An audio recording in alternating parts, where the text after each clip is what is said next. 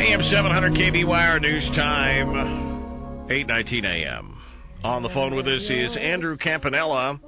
He is widely recognized as one of the school choice movement's leading communications executive. He grew up in southern New Jersey, graduated from the American University in Washington, D.C., and worked for several years in Northern Virginia. Now lives in Miramar Beach, Florida. He upgraded. See, that's how it works, from Jersey to Florida. That works good for me. National School Choice Week he is the president of the National School Choice Week, an independent public awareness campaign spotlighting traditional public schools, public charter schools, public magnet schools, private schools, online learning, and of course, as I mentioned earlier, when I erroneously said it was homeschooling week, homeschooling itself. But he's here to talk about National School Choice Week. Good morning, Andrew. How are you? Great. Hey, thanks for coming on. I really appreciate you taking the time out to do it. And Merry Christmas to you, by the way. Merry Christmas to you too, and Happy New Year as well. Soon. Soon it will be pretty soon. All right. So National School Choice Week. Sometimes people get a little worried because words do matter, and they worry it's code word for what is school choice? Is it code for something else? Is it really, does it have anything to do with all the Common Core stuff and everything? Tell me a little bit about the idea of School Choice Week and what does it really mean for folks out there in the school age public out there. Great question. What school choice means to us at National School Choice Week is really what it would mean to a parent, and that is which school and what type of choices can you choose for your children. And during National School Choice Week, we aim to educate and make people aware of the fact that when it comes to their children's education, they do have choices. And if they want to choose a different type of school for their child, they need to start looking for that school in January and not wait until the summer, even for next school year. So parents have lots of options. They've got traditional district schools, charter schools, magnet schools, private schools, online academies, and also they can homeschool their kids. But if they want to make a choice and send their kid to a different school, they need to start looking now. And that's what School Choice Week is all about in January. Well, and I think that's this is what gets me is I was having this conversation with somebody here the other day, a friend of mine, and she's been considering homeschooling based on, and I've obviously encouraged her that I thought that was a good idea. She's had some problems with her local brick and mortar school district there. They kind of behavioral issues with not her children but other children around her children, and and I said why are we waiting for this to sort itself out? Why wouldn't you? Aren't your children more important? And I think sometimes that gets lost in this whole deal of, well, it's not the best, but it's the best we can do right now. Aren't your children worth it? Aren't your, if we always talk about, and, on the right, we all often criticize folks who are more progressive or who are on the left as saying, oh, you're always claiming that it's for the children, and we mock them for that. But the bottom line is that aren't our children that important? Aren't our children really the future? And if so, shouldn't we be basically doing pretty much anything we can to get them the best education that we possibly can? I think you nailed it, and let me tell you why. When you go buy a new car, even if you're buying a used car, what do? You spend time, you look at the car, you test out that car, you take it on a test drive, you kick the tires, make sure it works, and then you haggle over the price.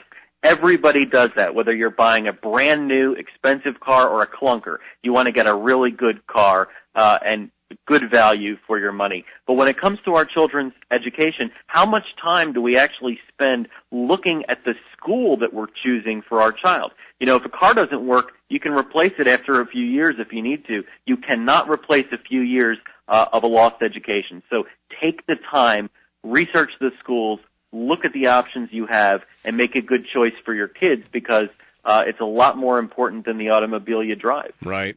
Now, if you had said magnet school probably 10 years ago, people would be like, what? Right, exactly. What is that? You look over the last 25 years and even the last 10 years, parents have so many more choices than they ever did before. A magnet school, for example, attracts students who are interested in a certain subject or theme like math, sciences. I'm going to go visit a school in a few weeks that is focused on medical sciences. Kids who are interested in becoming doctors are preparing as early as high school. We have so many different options for parents to choose from now. It just takes a few days and a little bit of time to look into those choices and be able to make an educated one.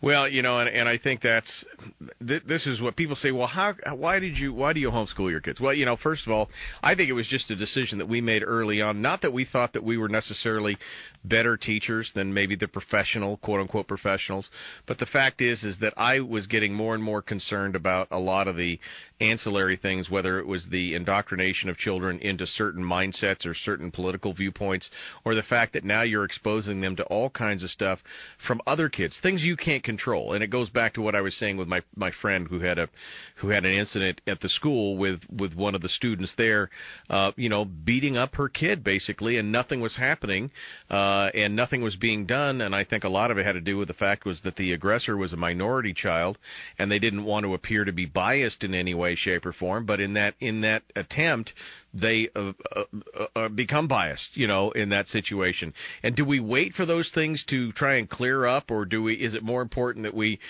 get a chance to focus on what we need to focus on, which is it should be about their education, not about having to socially engineer my child or protect them from aggressors out there? Well, first of all, when it comes to bullying and it comes to violence in schools, that is a huge motivating factor for a lot of people to want to choose a different school for their child or bring their child into the home and educate their child in the home.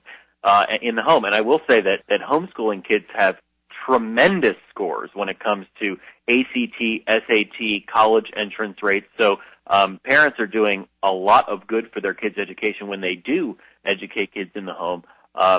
I will say that we need to get back to basics in general in all of our schools and make sure that, A, we're providing a safe and secure environment for kids. That's the first thing. Second thing would be, let's make sure they can read, they can write, they can do math, and they have a subject that they're interested in by the time they graduate. Right. If we can get those two basic things done, we'll have a much happier group of students graduating, and we'll have a much more educated workforce moving into the future.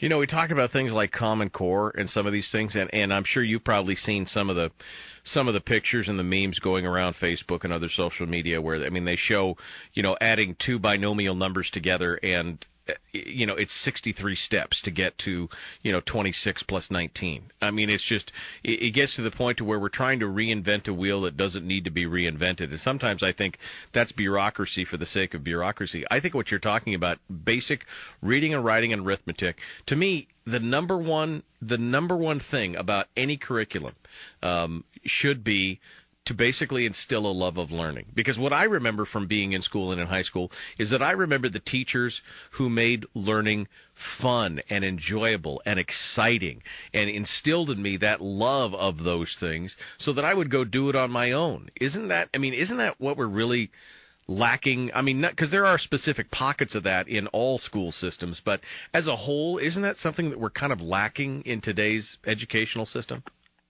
I would say absolutely in some respects.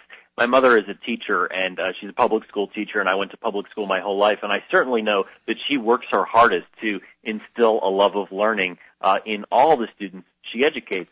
But the fact is, with so many top-down mandates, whether it's federal government, state government, programs that are tied to specific funding, even county and local government mandates, it's difficult for teachers to find the time to really go beyond the basic template of what they're supposed to be teaching. And, we want them to be leaders in their classrooms. And we talk about what can we do to improve schools in general. And one of the things we can do is treat teachers as the leaders they are and give them some more autonomy over their classroom so they can decide what innovative and interesting things they want to teach kids so that they can excite kids and inspire them. But if you script every possible minute of the day, you're never going to be able to have that across the board. And I think we need to get away from that, those federal state mandates that are so restrictive.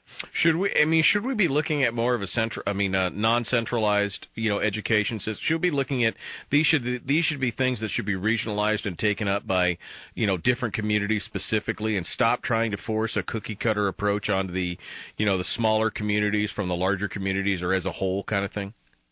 I would go even further. I would say that we need an education system that is focused on each individual child. And schools will stay open and thrive if parents choose those schools for their kids, and it shouldn't matter what type of school it is, whether it's a traditional district school, a charter, a magnet, online academy, private school, or choose to educate their child in the home.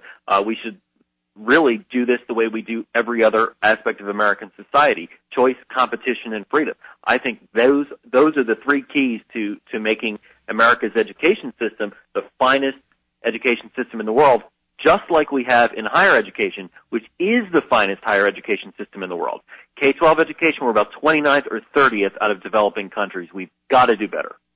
You know, I've often said that if you want the ultimate, student-to-teacher ratio, you'll homeschool your kids, because that's just, again, I'm an advocate of the homeschool area. You're talking more about school choice as a whole, but if you want to talk about that, that's the way to make it happen. Andrew Campanella, National Homeschooling Week. We've got the links up on our website. Give you the last word. Thank you so much for having me. I hope people will get involved. If you are a homeschooling organization or group, you can go to schoolchoiceweek.com/homeschools, get a free box of supplies. And if you work for an organization that's a different type of group, go to schoolchoiceweek.com/mymeeting. We'll send you some free stuff, and you can get involved and hold an event. Andrew Campanella, thanks for joining us.